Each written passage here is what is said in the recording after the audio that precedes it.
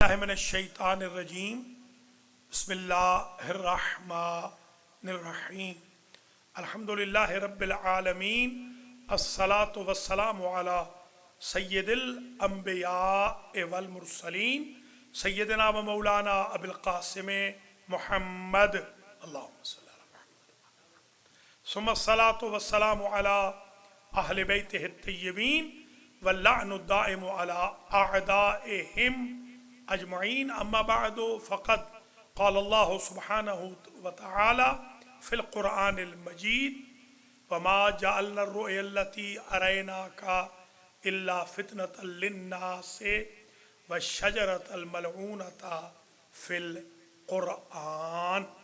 برادران و خواہران اسلام، سلام علیکم ورحمۃ اللہ وبرکاتہ۔ ہم بچپن سے سنتے آئے تھے کہ معاویہ نے جو شام کے گورنر ہونے کے ساتھ ساتھ حضرت عثمان کے قتل کے بعد غاصبانہ طور پر قبضہ کر لیا، اور غاصب مسلم حکمران نہیں ہو سکتا۔ پھر ہم نے یہ بھی بچپن سے سنا تھا کہ قرآن مجید میں ابو سفیان کے خاندان کو شجرہ ملعونہ کہا گیا۔ حضور نے خواب دیکھا تھا کہ میرے ممبر پہ بندر ناچ رہے ہیں، تو اللہ کی ذات نے جبریل کے ذریعے حضور کو بتایا کہ یہ بندر بنی امیہ کے حاکم ہیں۔ تو جب قرآن مجید نے حضور کے خواب کا تذکرہ کیا اور اللہ نے جبریل کے تھرو وضاحت فرما دی کہ جو جینون نہ ہو اور وہ غاصبانہ قبضے سے ممبر رسول پہ بیٹھ جائے، تو اگر وہ ناچنے والا بندر ہے تو ہم بندروں کو کس طرح رضی اللہ عنہ یا رحمت اللہ علیہ یا سیدنا یا امیر کہہ کر پکاریں۔ میرے بھائیوں، میری بہنوں،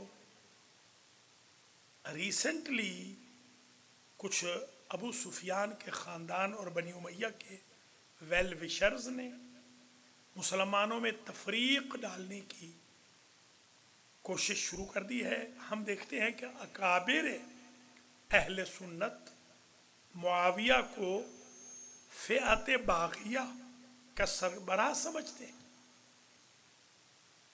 حضور نے فرمایا تھا عمار ابن یاسر رضوان اللہ تعالی علیہ سے کہ ستقتلک الفئۃ الباغیہ، ان قریب آپ کو باغی گروہ قتل کرے گا۔ تو یہ تو ہو نہیں سکتا کہ عمار یاسر کا قاتل جو باغی ہو وہ بھی رضی اللہ عنہ ہو اور خود عمار یاسر بھی رضی اللہ عنہ ہو۔ قطع نظر اس کے کہ ام المومنین بی بی عائشہ کو قتل کرانے والا بھی معاویہ ہے، زندہ درگور کر دیا تھا۔ یہ کتب اہل سنت میں وضاحت سے لکھا ہوا ہے۔ حضرت علی علیہ السلام کو قتل کروانے والا بھی معاویہ ابن ابی سفیان تھا۔ ابو سفیان کا خاندان حضور کریم کے خلاف فتح مکہ سے پہلے ساری جنگوں میں تیر اندازی کرتا رہا، سنگ باری کرتا رہا، شمشیر زنی کرتا رہا، سنان کشی کرتا رہا، اور آج ہم انہیں اسلام کا وارث بنا دیں اور اہل بیت عصمت و طہارت کے مقابل پر لے آئے، جنہوں نے اپنے خون سے اسلام محمدی کی حدود و قیود کے اراؤنڈ حصار کھینچا، تو یہ کتنی ہی بڑی ناانصافی ہے۔ کیا کتب اہل سنت میں یہ جملہ نہیں ہے کہ الخلافت محرمۃ علی آل ابی سفیان؟ کیا حضور نے نہیں فرمایا کہ خلافت ابو سفیان کے سارے خاندان پر ابدی طور پر حرام ہے؟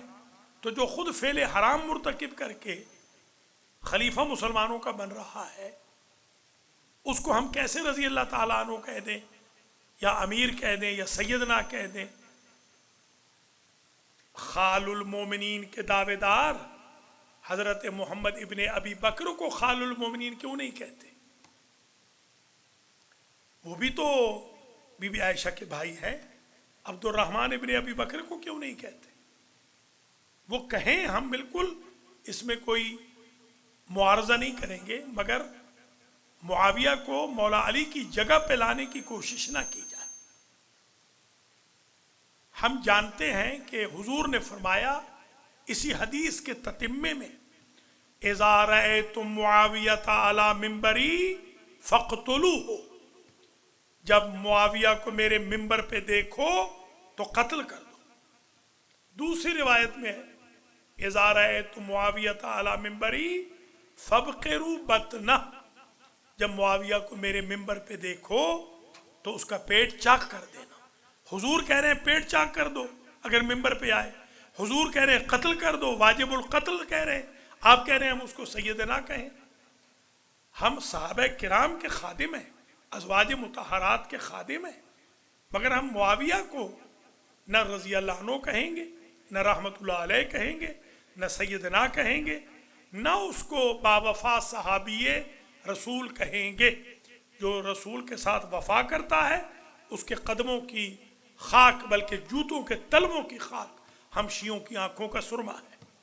البتہ جو باغی ہے، جو غدار ہے، اس کو ہم کبھی بھی رضی اللہ عنہ، رحمت اللہ علیہ، امیر، سیدنا، صحابی باوفا کہنے کو تیار نہیں۔